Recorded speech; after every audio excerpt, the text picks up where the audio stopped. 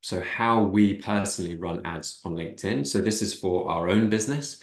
And Jonty will definitely tell you, like we're kind of like mad scientists with our own business.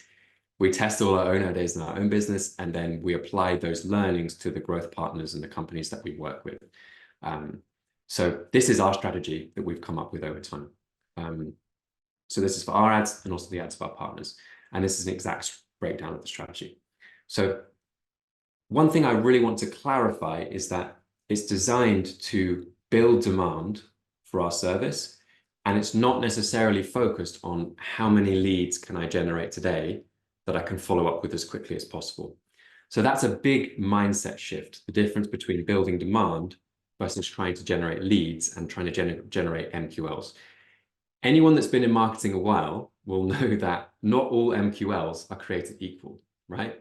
So there's a big difference between someone who downloads a PDF guide on your website versus someone who comes to your website and books in a call to speak with you about your product or service, like they book a strategy session or whatever you want to call it, right? So there's a huge difference there. And the problem that we find is that a lot of marketers and a lot of businesses are still spending all of their time, energy, and budget on trying to generate leads today, trying to capture existing demand today.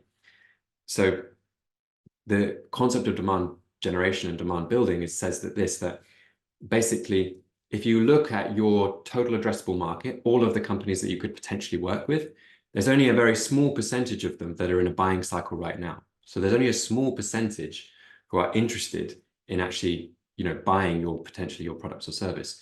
So you've got this whole other group of people, probably 95+%, who are not actually actively looking for your thing right now. And if you're just focused on generating leads today, that's called demand capture.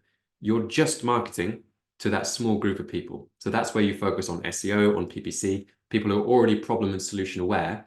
They're searching for the solution. Whereas what we want to try and do with our marketing is spend a decent proportion of our budget, time, and energy on actually building demand for your product or service. So marketing to the whole group of the whole total addressable market. And that way, when they do come to a buying cycle, they'll immediately think of you. So this is really how to do B2B marketing in 2023, 2024, and beyond. And that's a key concept that you need to grab hold of if you're going to be effective with running ads. So, maybe I didn't need to go on that whole spiel. So it's focused on educating and informing our audience, as well as showing them proof and case studies, so that when they are ready to buy, in our case, when they are looking to grow their business, we'll be seen as the best or the only option available, and then they come to us. So this is a really big mindset shift for businesses and marketers. And generally, marketers want to generate MQLs today so that their sales lead can focus on calling them and follow up with them and so on and so forth. Whereas we focus on how much inbound revenue can we generate overall. So we're talking about how many great inbound calls can we get. We obviously generate leads at the same time as well, and we have good demand capture strategies, but the primary focus of our marketing strategy and our ad strategy is to build demand for our products or service, build an audience of people who care about what we have to say. And this is incredibly effective right now because most people are not doing this, to be honest with you. So there are lots of different types of ads on LinkedIn. So you've got video ads, you've got single image, you've got events, etc., etc. At the moment, we're focusing on a category called thought leader ads, and that promotes an individual's post rather than a company's post. So this is still quite new on LinkedIn. Previously, you had to run ads from a company profile. So in our example, it had to be coming from the B2B company page. That's where the ad would come from. I think sort of 3 to 6 months ago, LinkedIn started implementing this ad type called Thought Leader, where effectively I can post something organically on LinkedIn, and then we can promote it using the Thought Leader ad. This is incredibly powerful right now because whenever LinkedIn brings in new features, they always make it like overpowered compared to what it should be. So they're getting really, really good metrics on Thought Leader ads. But secondly, it also helps to build your following as well. So it really helps with a lot of the different aspects that you're trying to do with building an audience, building demand, so on and so forth. So we're focusing on Thought Leader ads right now. And this is basically a breakdown of our strategy. So this is the step-by-step process. So first, we need some good content, okay, for our ads. And one thing I want to say is that an ad shouldn't look too different from just an organic piece of content.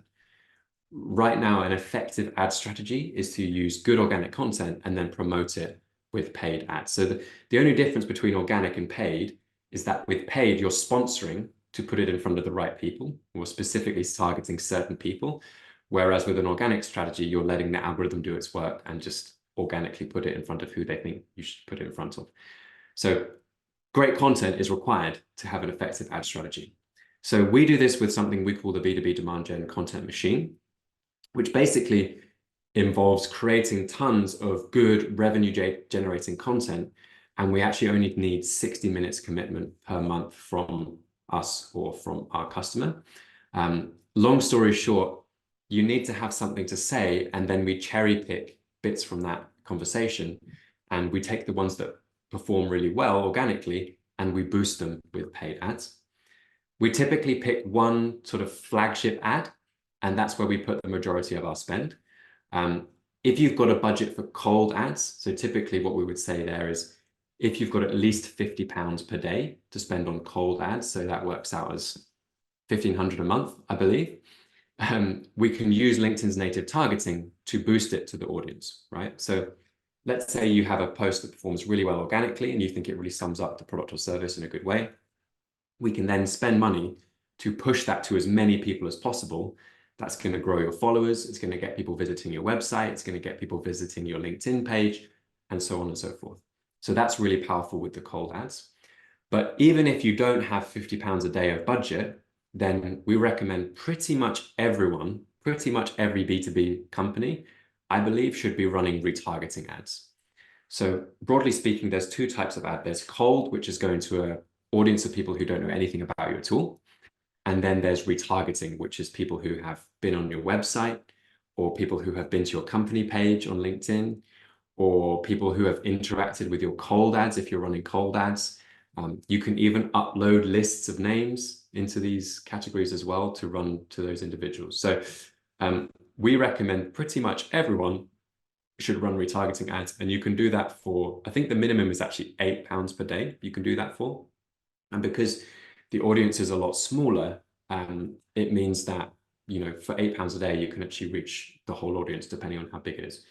And we use these ads in the retargeting layer. So we have a big like flagship ad, which gets run in the cold layer. And I'll show you what ours currently is at the moment. And then we also run, so we rerun that in the warm layer. So people who have seen it already, they see it again, right? And then we also run case studies and anything that's got some sort of social proof, so snapshots of results, testimonials, case studies, we run that in the warm layer. We also just run value-based thought leadership content. So we're not like really asking for anything. We're just sharing valuable insights and commentary on the market and all of that kind of good stuff. Oh, thought there was going to be more there. So these are the three categories really. And you'll notice we're still not really asking anyone to get on a call with us or asking anyone to give us their contact information or anything like that. We have a few strategies that we're kind of testing to do that, but actually this alone has driven a lot of inbound calls for our company. So to date in December, which is supposedly a slow month, we've generated more than a call per day inbound using this exact strategy. And we're currently spending about £150 a day. So we're booking highly qualified inbound sales calls for something like £150 a day, people who come to us and want to work with us, one every day. So incredibly effective. I haven't run the numbers. It's probably a little bit more than £150 a day, but it kind of goes to show how powerful this can be when you run this over time. And this retargeting audience gets larger and larger and larger. And this is an audience of people who care about what you have to say. That's pretty much the most valuable thing you can have as a business, in my opinion, in this day and age. So does that make sense? Is there any questions? Please pop them in the chat if you have questions at this point. I'm going to take a quick water break. John, to just shout if there are any questions worth covering.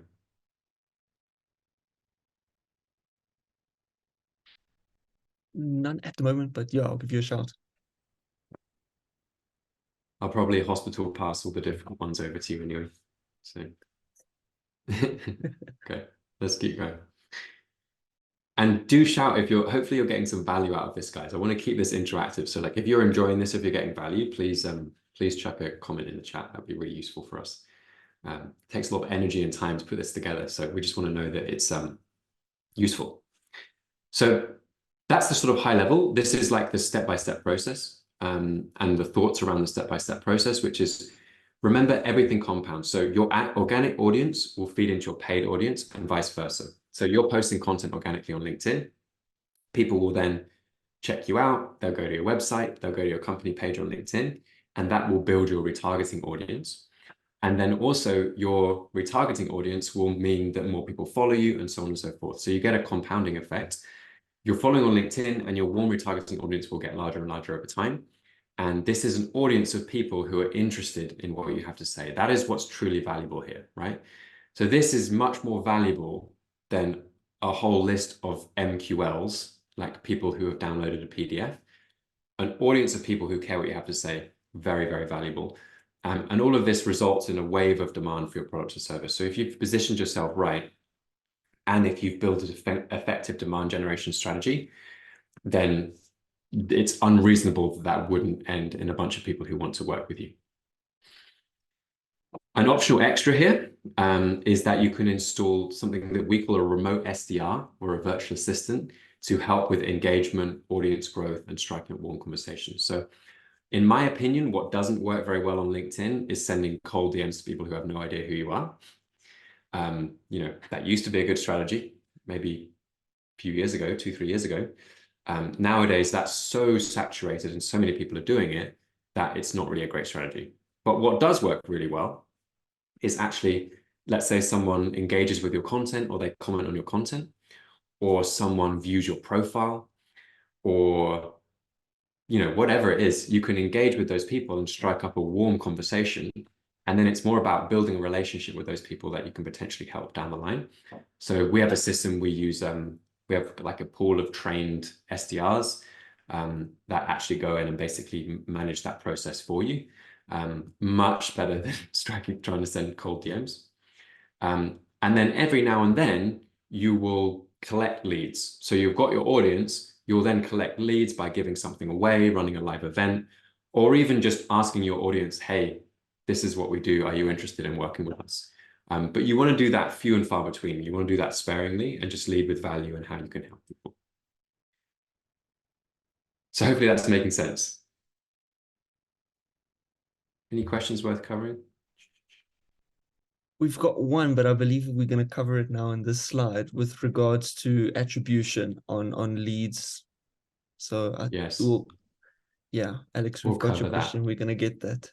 Yeah, can be tricky. Attribution is the short answer, but yeah, we can talk about that. So how do we measure success with a LinkedIn ads campaign? So it's pretty hard. I mean, I don't know if anyone's been doing marketing for their own business or is an in-house marketer on this call, but at the moment, it's hard to view any channel in isolation because the way that people buy things has really changed. It's typical for someone to have, let's say, 5 to 10 touch points with you before they make a buying decision. Whereas previously, they probably would have made that buying decision after 2 or 3 touch points. It's now 5 to 10. They want to gather a lot of information before making a buying decision with you. So it's hard to view LinkedIn ads in isolation or any marketing channel in isolation. Let me give you an example. I get lots of people who DM me on LinkedIn and they say, hey, I want to work with you. Can we have a conversation? That happens pretty regularly. Have they seen our ads? Probably, but it's actually quite difficult to attribute specific ads to that person, or even have they seen any of the ads at all. So that's kind of the challenge here. Another thing that happens really regularly is someone sees 5 or 10 of your ads over the period of 12 months. And then when they want to work with you, they Google your company name and then they go on your website and they book a call. And that would typically get attributed as like an SEO lead or a PPC lead, depending on which link they click. But actually the ads have done all of the heavy lifting. So it's really hard to view it in isolation is the short answer. The primary KPI that we look at is inbound call bookings. So that's really what we're optimizing for. How can we get more inbound calls with people who are qualified and want to work with us. Some of these come through the website, some of them come through DMs, but it really leads to inbound revenue. Because for me, especially now in the business where I'm conducting a lot of those consultations and those sales calls, and I would imagine a lot of the people on the call are in a similar position. If you're a kind of founder-led business, you're probably doing the majority of sales. Over time that will change. Certainly in our business, probably Q1 or Q2 of next year, we'll have to hire someone to actually conduct those consultations because I'll just run out of time. But if you are as the founder taking the majority of the calls, which I'm guessing that is the case for a few people, you can't afford time wasters, right? You want to have consultations with people who are qualified, they can afford to work with you and they want to work with you and they already know about you already. What you can't have is you join a call and someone's like, oh, remind me what you do again. That's the opposite of what you want here. You want high quality inbound calls. And so that's really the metric that we focus on. Secondary KPIs and kind of how to measure success would be followers. Like, is your audience growing? Is that retargeting audience growing? Are you getting more followers on your LinkedIn profile?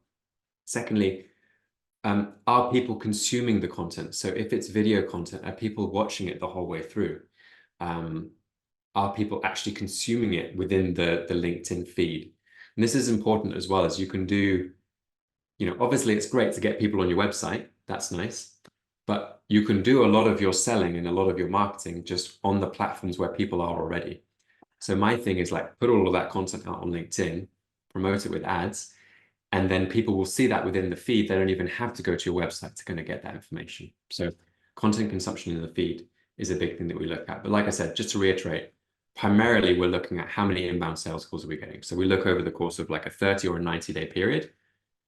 And then, if we've made a change, we look, has that affected the number of inbound sales calls coming to us from LinkedIn from that as a platform? So hopefully that's making sense.